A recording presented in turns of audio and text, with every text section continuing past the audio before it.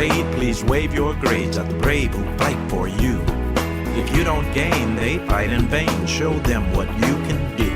Show them what you can do. Please show them what you can do. I said, in this parade, please wave your grades at the brave who fight for you. If you don't gain, they fight in vain. Show them what you can do. Show them what you can do. Please show them what you can do. You make this parade a mere charade if you're marching just for fun. Our troops must feel your thanks for the marching is done. They know side by side you can match their stride to the drum beat and the brass, but they're not impressed with you unless you can match their stride in class. This may not sound too diplomatic, but I cannot be more emphatic as I tell you, it's problematic when you do less than your best, especially when it's because you put your brilliance on pause for the mere peer applause it draws from a so-called friend doing less.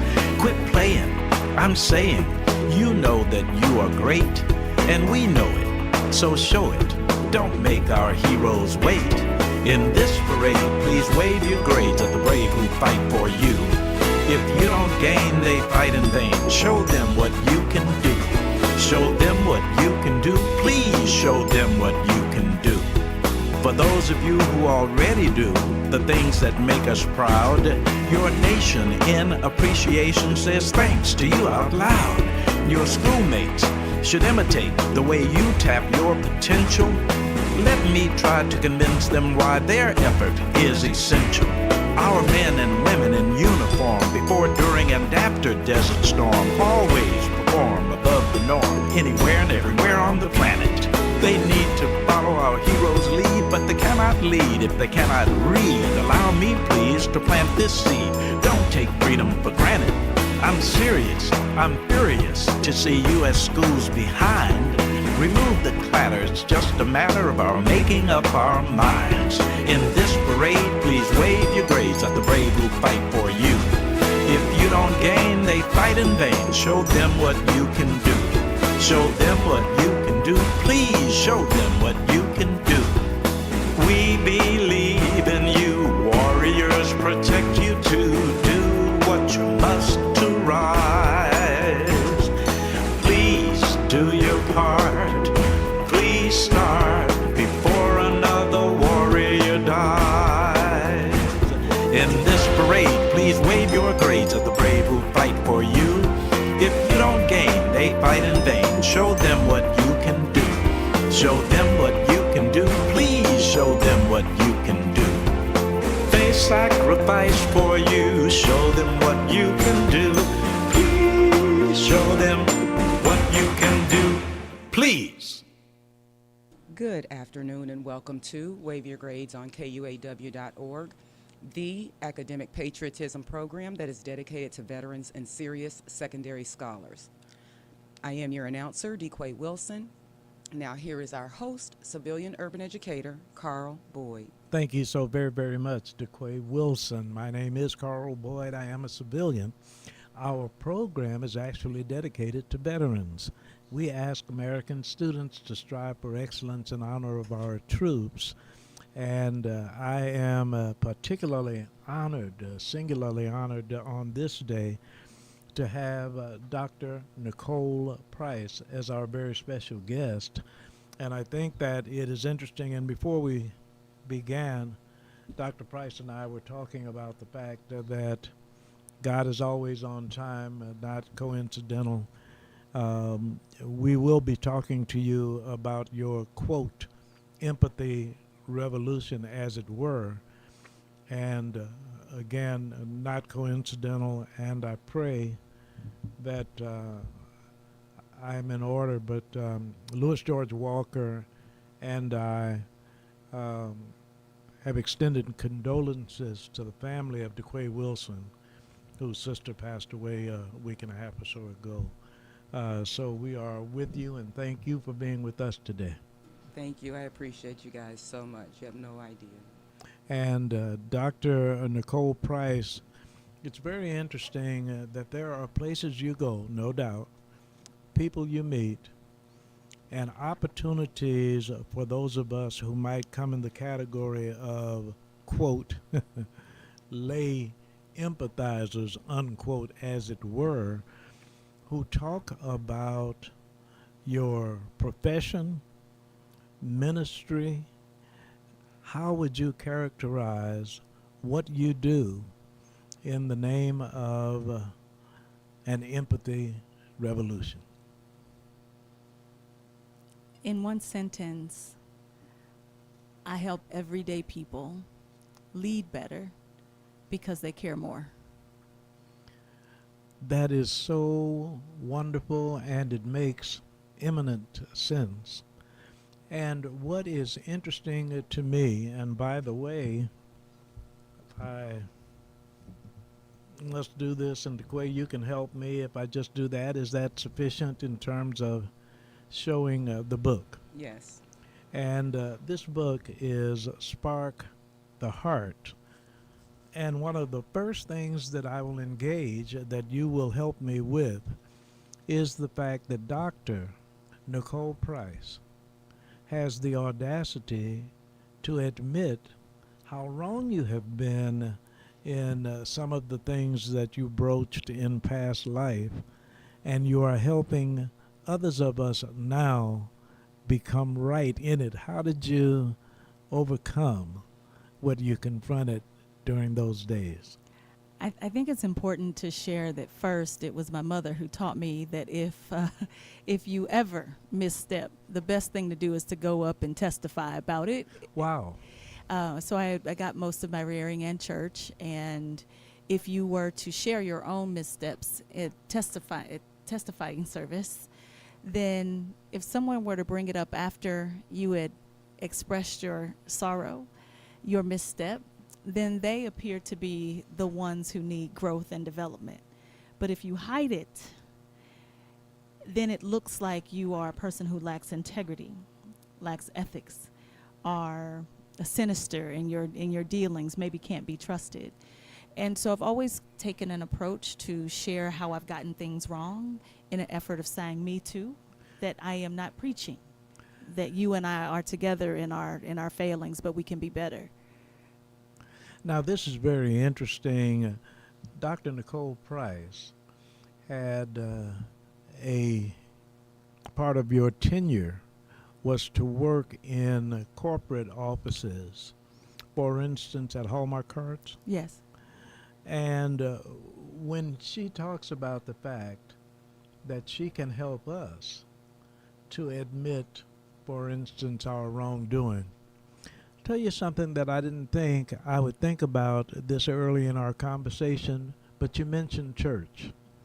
And one of the conversations that my wife, wonderful Juana, and I have had looking back at the history of our church and other churches like it is something you didn't expect me to bring up right now. My understanding is that there were many churches where if there was a premarital pregnancy, the young lady was admonished to admit and repent. The young man never identified. Correct. So it made me think about when you mentioned church and offering our asking for forgiveness. Have you found that male-female has anything to do with what you have had to confront and overcome? You know, interestingly enough, women are socialized to be more empathetic, meaning if I'm cold and I'm in a room with a bunch of guys and another guy is also cold, he's more likely going to just go get a sweater for himself. Yes. He's not going to ask the group, is anybody else cold? Do you need a blanket? But and I'm speaking in sweeping generalizations, but in female relationships, when you have a bunch of women in a room and someone says, oh, it's a little chilly in here, we learn very quickly that somebody's going to get up and go get blankets, or somebody's going to get up and turn down the temperature, because we think more together and for groups. But I believe we've been socialized to that. I don't know that God inherently made us different. I don't know that I can prove that. What I will say is that men with higher levels of empathy tend to go into certain professions, clergy, hospital systems, teaching, as an example. They're more likely to be therapists, places where being empathetic is more readily acceptable. But what I've been trying to embrace myself and also help other people understand is that there's a type of empathy that doesn't necessarily tie itself to compassion and love. Oh, And that's mental empathy. That is the ability for me to understand what you are thinking, okay. understand what you're feeling, but I might not feel it as well. And men tend to go into the professions where that's in high supply as well, as hostage negotiators. Wow. So if you think about a hostage negotiator, I have to get into your head to understand how we got here, what led you here today. I need you to feel understood and believed. But we both know I'm not giving you any money. Okay. We both know the goal is for you to release the hostages. We both know that you're probably going to jail at the end of this.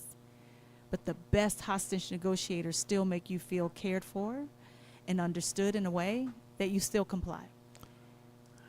This is absolutely fascinating and on more than one count, because at my age, I grew up in an era of male chauvinism.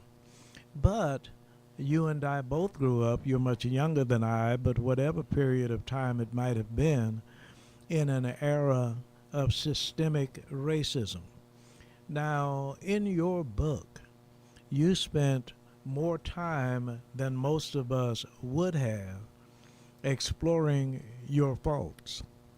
But when we look at the evolution of relationships, particularly where empathy is concerned, you have not only had to deal with the male-female kind of relationship, but you have had to deal with a changing, oh, and by the way, I was going to say changing society. By the way, remind us, please, of the number of places where you have encountered these interactions, because it hasn't been just Kansas City, Missouri, and how the evolution of our society becoming more appreciative of things gender, becoming more sensitive about things racial. How has that evolution impacted Dr. Nicole Price? Well, I think what's interesting is, if I'll start with your first comment, and that is me talking more about how many things I've gotten wrong. Part of that is also empathy. Okay. Most people don't want you to say, "Oh, look how amazing I am. You should be like me."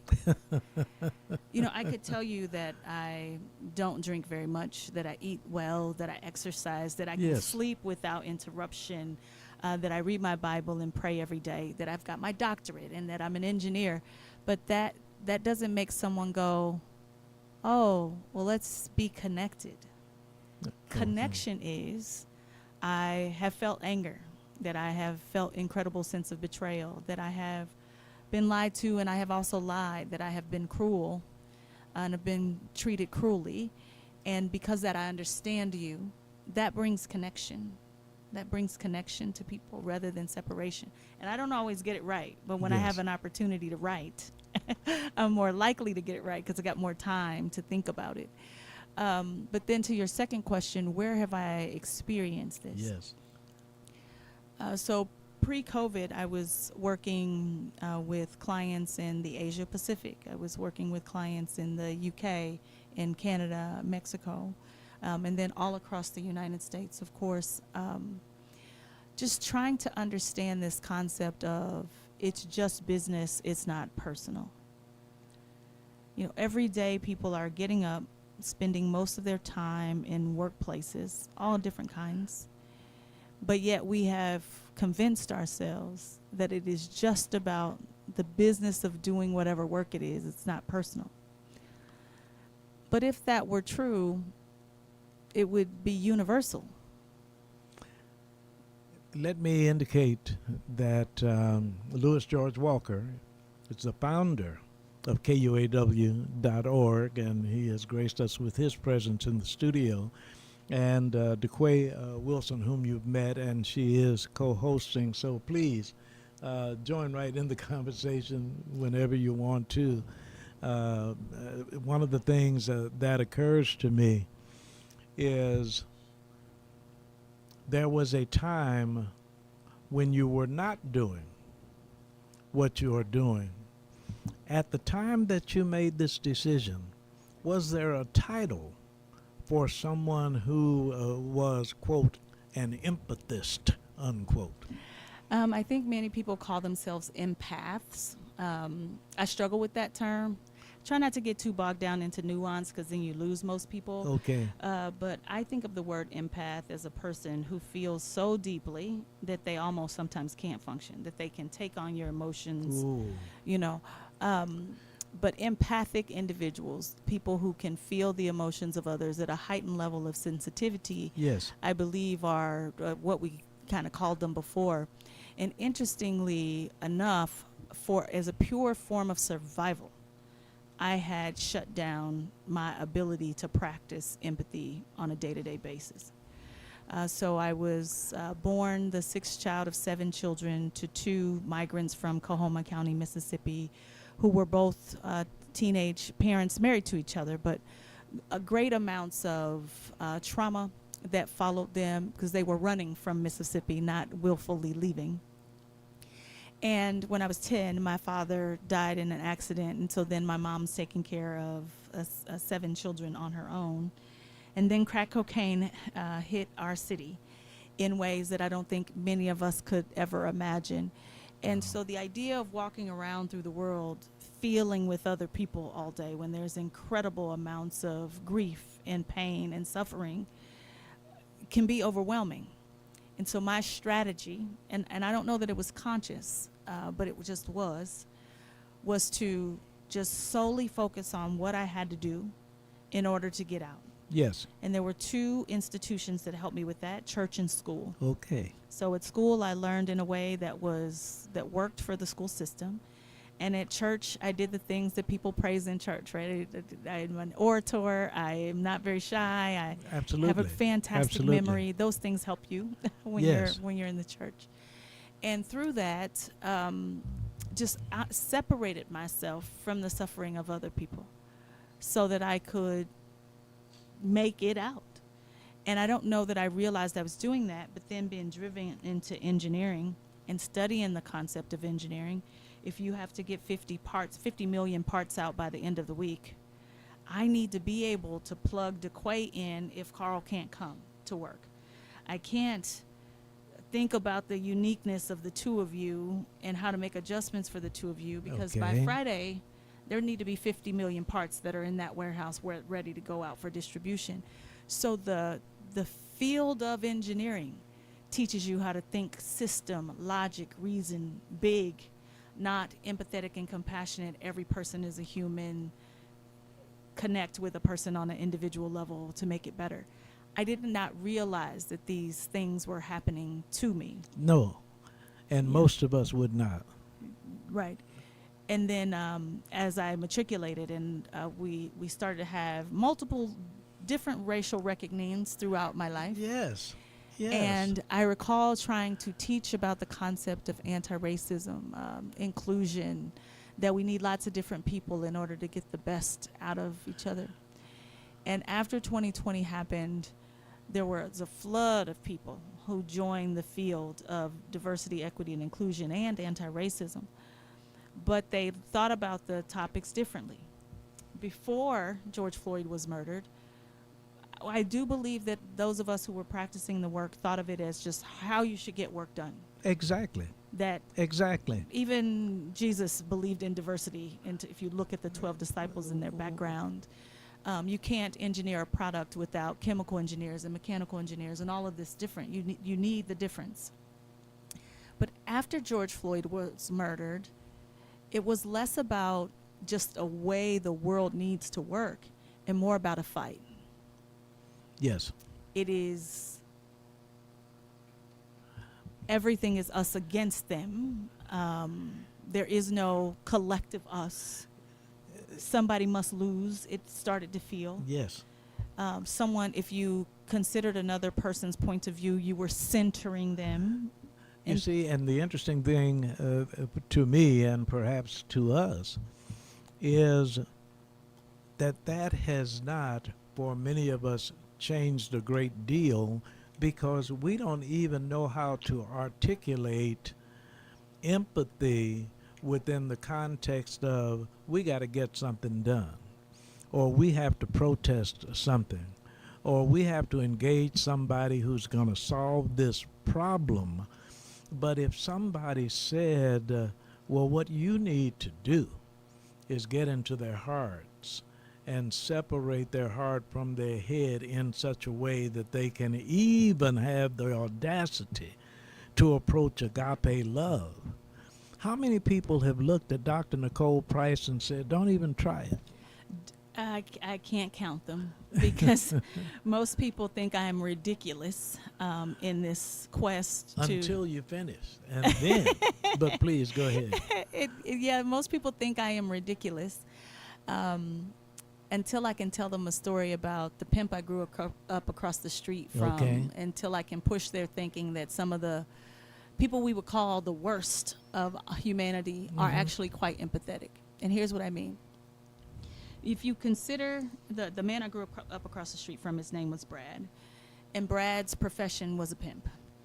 And he would almost search out the women who he knew had a hole in their heart that needed to be filled. It was Wow. like he could sense who could be brought into the profession and who couldn't be. Okay. And then he would show just enough to be able to get them to stay, take just enough to get them not to battle him. Okay. He understood people very well. He understood the customers, how they thought, what they needed, what they believed. He taught the women how to also understand the customers, what they thought, what they needed. But when I came to this realization, I couldn't help but think, I am not trying to create more pimps. But this idea of manipulating people, manipulation has a negative connotation, I know you would say. But if my intent is good, and I'm manipulating you to go to class, Okay. manipulating you to buy into some kind of faith tradition Yes. so that you won't Yes. be addicted to drugs. If I am trying to motivate you from the stage to be more empathetic, who gets to decide if that's manipulation or inspiration? Wow.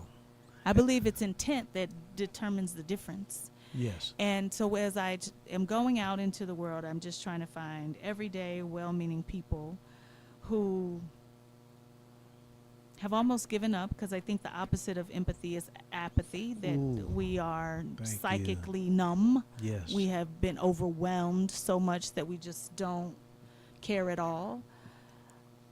But the most nefarious people in the world, how does a Adolf Hitler with brown hair and dark eyes convince people to be murderous, to have blonde hair and blue eyes, Exactly. except for you understand how to move people? My goodness. Let me remind those who are with us. Spark the Heart by Dr. Nicole Price. And we're talking about something called sympathy.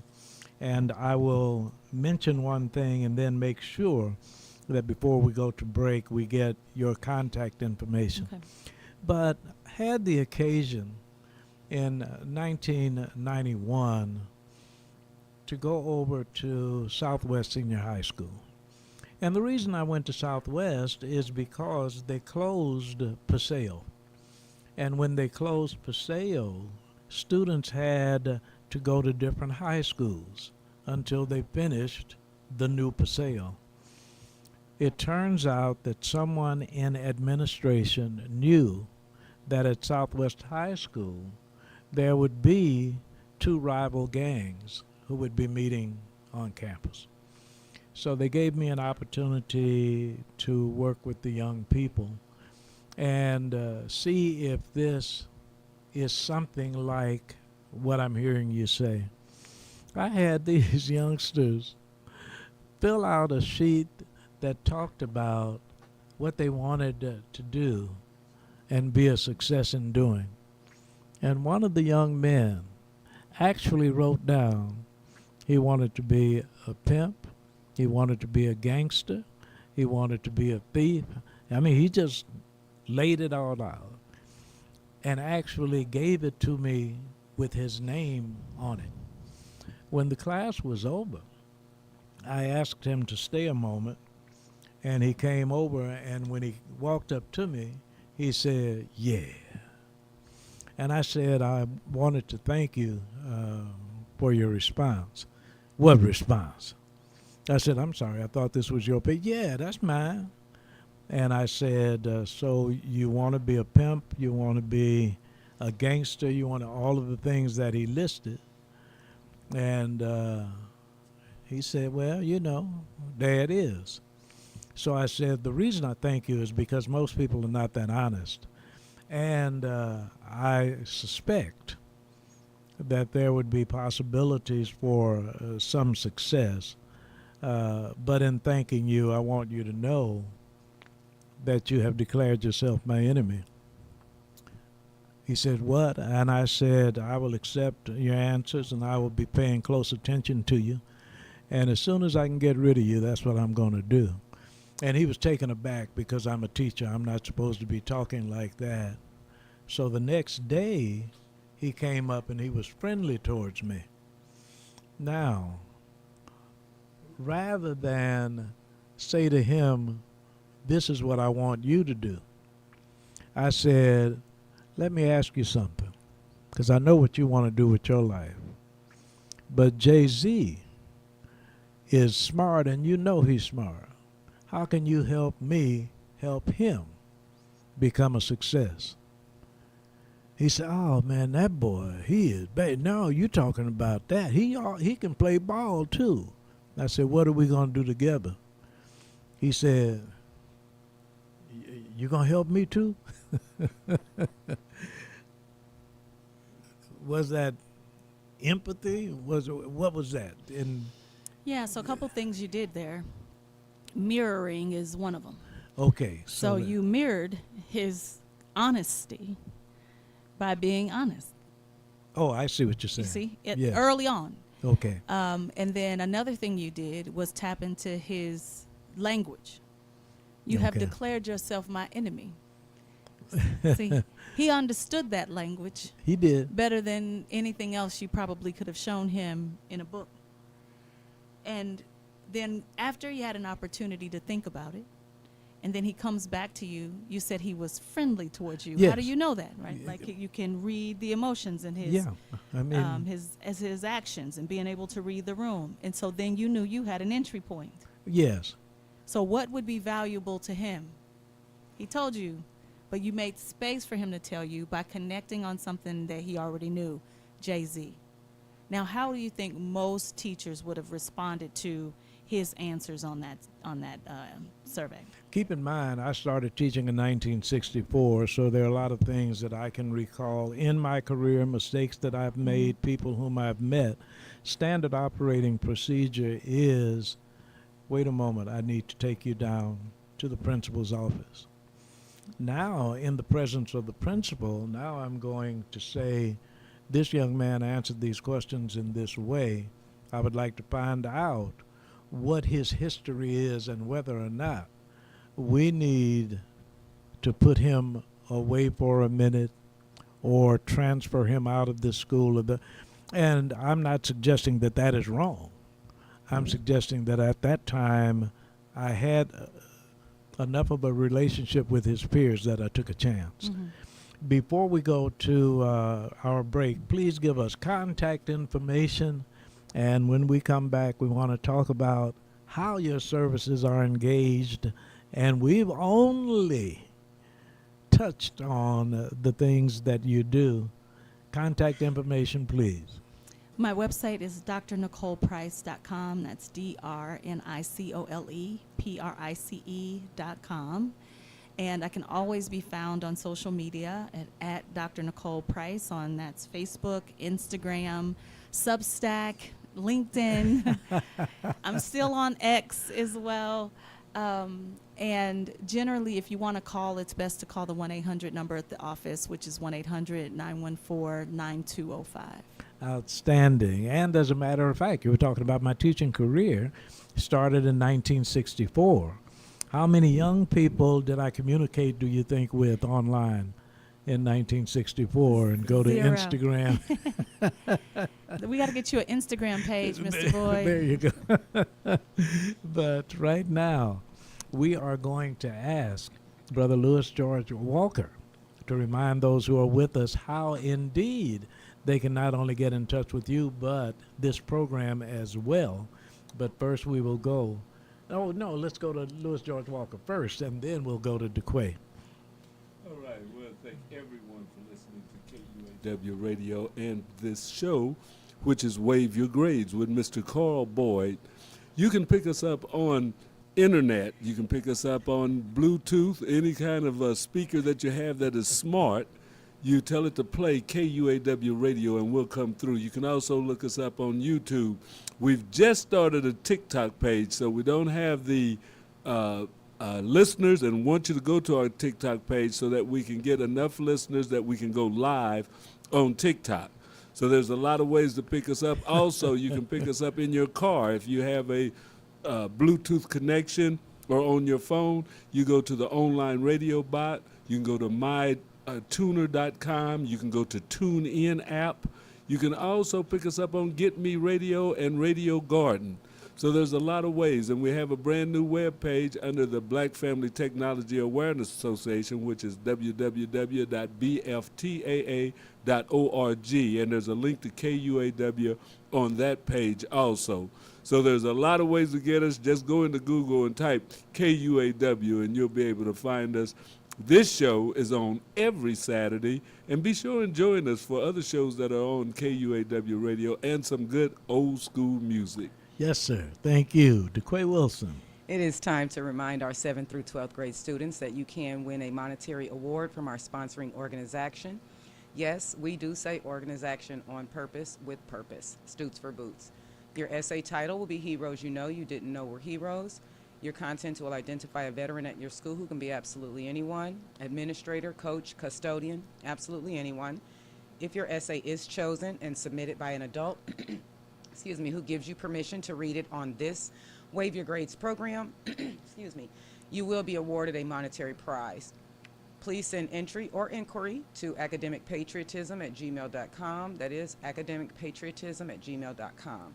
Now back to our host, Carl Boyd. Thank you so very, very, very much. And now, as a matter of fact, would like to find out from Dr. Nicole Price the kinds of presentations you make, and when I was given the contact information, who might be appealing for your appearance? Yeah, so if I just talk about who I spoke with last week, I was with the Interstate Juvenile Justice Commission in Cleveland, talking to folks who determine juvenile justice regulation across the country. I was with Gallo Winery in Modesto, California. I was with the school district near Irving, Texas. Most of my clients are people who do a wide range of things, but typically they're brilliant people who are intellectually gifted, incredibly smart, but frustrated with the way of the world or with the system's challenges they have to deal with, and so therefore are almost ready to use the most extreme measures possible to get to the results that they want. And for those people, I am often trying to motivate them to believe in the concept of empathy again. Yes. Because I believe we know it works. If you smile at a baby will smile back. If you are crying around a 2-year-old, they will try to satiate your grief until you feel better. Wow. And so we have an easy access to effective or emotional empathy, and then life happens. And then as life happens over and over and over again, you get to a point where your level of frustration is so high that you're willing to try it, blow it all up even. And so I find that these groups of people are open to the idea that we can spark an empathy revolution by motivating the hearts of those who are in the room. And I definitely want to come back to that term, empathy revolution, and tell you at some point maybe why I think that's important and would like to see that. But just to make sure of what I'm hearing and or perceiving, you might do a keynote address, you might do a workshop, you might have a town hall meeting, you might simply have a team activity workshop, all of those kinds of things. Yeah, that's correct. My work falls into three categories, mostly keynote speaking, as you Okay. mentioned, and then professional development or workshops, or people like to think of them as, can you do some team building with my folks? Things are not Yes. going well. Yes. And then the last thing is executive coaching for individual leaders of teams who have they're not sure if they want to engage in this work in front of others, but they want someone who can personally help them. And so every year I make space for a certain number of executive coaching clients as well. Now, how about those who might want to work with you or work for you? How does that go? You mean on my team? Yes. Well, I'm not currently looking for anyone at the moment, Okay. but when I am, I'm usually looking for someone who has subject matter expertise in an area. Ah, very good. So one of my chief thought partners has worked in school districts. He has 25 years of experience in school districts. Another has worked in massive manufacturing environments, and so therefore, when I'm dealing with manufacturing, he understands Lean Six Sigma. He's done Kaizen events in 5S, so he understands that world. Another has experience in the military and government contracts, so they understand that. And so typically, if you have leadership development understanding, but then deep industry knowledge, you can be helpful to someone like me, because people like to know that you know what you're talking about. Now, there are some people who are like me. My introduction to Dr. Nicole Price was at the 360 Common Good Thursday morning meeting, which deals with community police relations, which deals with a reduction in crime, a reduction in violence, those kinds of things. This is how you and I met. Now, I did not realize at that time that I was talking to an engineer. So I would think that looking at your biography, if someone looked at just your carriage, just the way you interact with people, somehow, for whatever reason, we would not suspect that you have an engineering background, because we're thinking mathematics, mechanics, those kinds of things. What kind of engineer, and how does that fit in your background? I'm a chemical engineer by degree, and you are not the first person who has said you don't act like an engineer. I tell people often I am an engineer, but my personality disagrees. That has been true the entire time. I'm not sure even that that is what God designed me to do. It's just I was a young black girl who was good with science and math Wow. during the age of where people believe STEM to be the way of the world. And so I was, it was suggested to me early and often that engineering is what I should do. And I was actually pretty good at it, I think. But the challenge became very evident when I started leading engineers and technical professionals. Yes. I am conceptual and theoretical and try to inspire the hearts of people. Well, engineers just are not moved in that way. They're very logical, reasonable, methodical, early starting, scheduled people. And so I was given a coach to help me be more effective with my team. Okay. And she helped me. Wow. She helped me. They were much better. My team was very happy. And I did not recognize myself anymore. This is so interesting, because there's no way in the world you would have known that I had the opportunity 2 weeks ago to speak to the National Society of Black Engineers. You know why I did know that? Oh, Because you told me. Okay, yeah, the National Society of Black Engineers.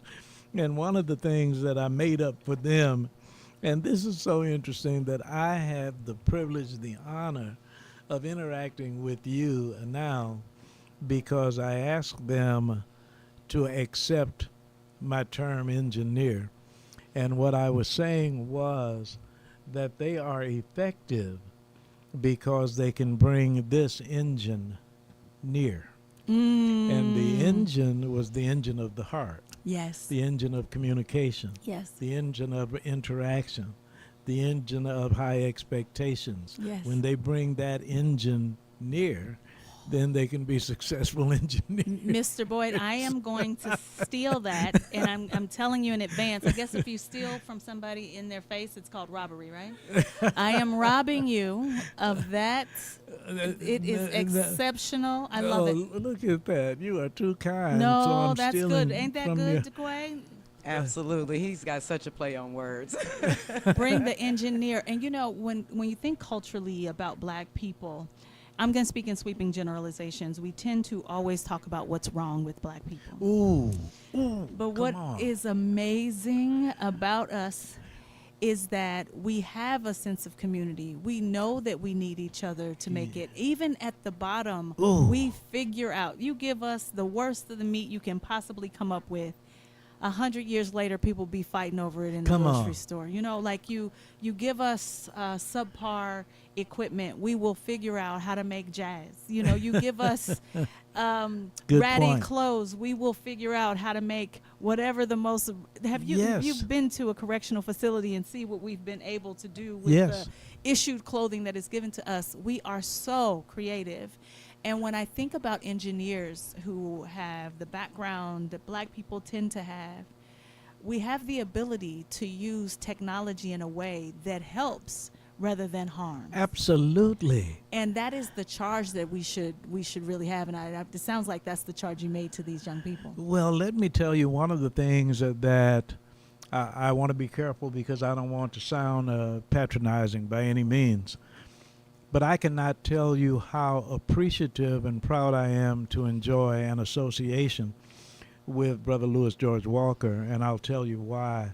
Often, and DeQuay will attest to this, I will say jokingly something about age, because while younger than I, he is closer to my generation than many of the people with whom I interact.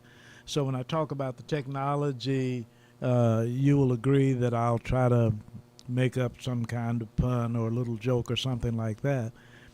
But the reason I say that I am so appreciative of the relationship is because when we are not joking, he is one of the most empathetic technologists I've ever met. And Brother Walker, I never would have been able to put it in that language until meeting a Dr. Nicole Price. What was that now? I was listening to my radio trying to get that together, so I'm sorry. I was saying how much I appreciate having the opportunity to be with you, because when I talk about modern technology juxtaposed against old technology of our generations, we might joke about it, but you are indeed, and this is the subject matter we are treating, one of the most empathetic technologists I've ever met. And to what degree do you need some of these skills with these young people with whom you work and colleagues? Oh, yeah. I mean, the empathy is a thing. Now, I'm of an age where I go from the circuit switch to the digital switch, Yes, which sir. is a whole different thing. I told people I'm an analog guy in a digital world now, but as you talk to the young people, and they are digital natives, I mean, most of them that come into our robotics classes and stuff have never known a time that there wasn't a cell phone. They've never known a time, you know, where you had to use a dial-up phone or where you didn't have a computer power in your hand. Wow. So you have to relate to them on that level, that knowing that they know digital and digital by big time. So I have to remember that they don't know how to dial a phone. And it's always amazing to talk to young people and to bring them a little bit into my world as we try and tell them about the new world. Okay. You know, as that, okay, there was a thing called a record player, you know, and Yes. now you have these digital things. Now you've got SoundCloud. Now you've got all of this. But this is what, and I brought a record in one time. A young man picked it up and looked at it and says, "Is this some kind of book?" It just had no, he Absolutely. was young, you know, and stuff, but he says, "Is this some kind of book?" Or he was looking at it. So, you know, as you talk to kids, then you want to not expect them to know everything about the technology, but to know a lot and how they want to use it today. So I can't marvel at the fact that, oh, you're so smart with all the digital stuff. Yes, that's good. But now, do you know the workings behind it? Wow. Do you know how to bring it around and stuff? And you can empathize with them, but it's like a lot of times in engineering, you test, you know what the problem is, you've got to test for it, and then if it doesn't work, you have to start all over again. Well, that's a hard concept to relay to people. Now, As I talk to young people, one of the Wow. first things they have to say, I got to do it again. yes, sir. It didn't work. My goodness. The interesting thing oh, I'm sorry, were you going to Oh, no, go ahead. respond? Because I was going to ask you to respond within this context. Here again, we're hearing from someone at the W.E.B. Du Bois Learning Center, and after school, they may be engaged in a robotics competition. You have young people, and I was so glad when you were talking about mentorship within the context of womentorship, because that person you mentioned was a lady who was guiding you at that particular time. But when you hear all of those terms and all of that, how many times has someone suggested to Dr. Nicole Price, we sure would like to hear you speak to, quote, our group, unquote, but they're technologists, they're engineers. I don't know whether you want to bother with them. They can't get it. I mean, that's how I found my way to this work. Yes. I was an engineer sent to emotional intelligence classes in HR, and by and large, we were being judged, not helped. Ooh. Judged for our way of thinking. There was a That is presumption. important. There was a presumption that we just couldn't do it. And so when I listen to you talk about young people and honoring what they do know and then recognizing that there's a gap that must be closed, that is empathy. Because if we're Wow. honest, when we were young, we had some gaps that needed to be closed. And so what I had proposed was allow me to teach the exact same courses, but in a way that engineers understand. This is so very, very important, because I would suspect, Brother Lewis George Walker, that they become even more receptive than you expected them to be once they recognize the human in both of us.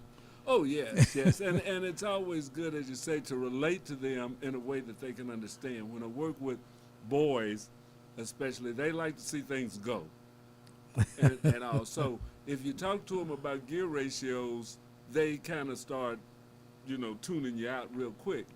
But then if you say, if I can make this car go faster, if the driving gear is of one size and the driven gear is of another size, you want to make that robot go faster than this and that. Oh, okay. And then start how to, count the teeth on the gear and divide that. So I try and bring math into it too, against that, and then tell me what that gear ratio is. Yeah. And what will that gear ratio make it do?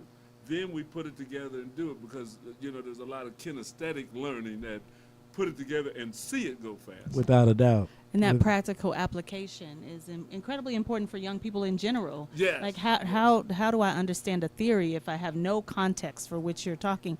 And Mr. Boyd, I know you like music this morning. I was listening to some old school. I'm calling it old school, new edition. And the song was Mr. Telephone Man. And so we started talking about, would a young person today even understand that song? Would they understand who Mr. Telephone Man is, who's the operator, what a click is? And so then you realize that there are these massive gaps between us based on age Yes. that we have to be willing to close as well, instead of the only group that knows exactly what it's like to be in the oppressed group are those of us who get the opportunity to age. Wow. We know what it's like to have been young people. Wow, that just makes too much sense. That just, wow. And so the key is Thank to you, thank stop you. going back in history, rewriting it in our favor, and remembering the hope that we needed, remembering the help we got, and have some responsibility to give that same help and hope to young people today. Now, you were flattering to me when you said you needed me to repeat something, but you need to say that again for the biographers of this era. when we are recording, say again, that we have to be careful about putting it in our own favor. context. Like we go back in history and we rewrite it in our Yes. favor. Yes. We tell ourselves Yes. that we were far more mature, that we take the information we have now and we say, oh, well, I didn't dress a certain way, I didn't act a certain way, I've always just been the most spiritual, all these things. And the truth is, there's certain things that puberty does to every human. Let me, yes, ma'am. And if we're honest about that, we can be more helpful. And let me tell you something that you've heard. What's that? And what you are suggesting is would not want your era to pass on in the same way. But when you were growing up, how many times did you hear my generation say, when we were coming up, there's no way we would have been able to do that. There's no way our parents would have let us do that. You got a whipping in school and you got a whipping on the way home from school. Mm-hmm. The neighbors would do this, and they would ask you to get that switch, and if the switch wasn't big enough, they would go get. How many times did you hear Yeah. from us? And you are even exploiting the danger in your passing it on to the following generation in our favor. Yes, that's exactly right. We have short memories. Without a doubt. And we also are incredibly hypocritical. And as a matter of fact, I appreciate your saying that, because the ability to say that helps us to take the next step. That's right. Blame is at the forefront of our minds, and I mean mine too. You've observed it. When I've got to figure out somebody to put this problem on. And if I can't find somebody to put this problem on, then what does that leave me with? That leaves me with the responsibility to try to fix it. And empathy goes, maybe I'm not the person to blame, but if it's here right now in front of me, maybe I am the one who has the responsibility. The responsibility. And the accountability. Yes. And how about just the ability to Ooh. fix it? There is something that is so important to me. We're coming near the end of the program, so I'll try to set it up quickly. We are blessed in a small room on 31st Street in Kansas City, Missouri. But Dr. Nicole Price, you work with much larger audiences. Please address for us, before we close out, the political situation we find ourselves in, and how we might address what we must do about the heavy politics and systemic conditions that greet the United States of America in 2025. At this moment in time, I have a heaviness that sits with me often because I see two things happening. One, let me just learn boots on the ground and not worry myself about what's happening with the world. Like, I'm just going to, my form of resistance is tapping into my joy.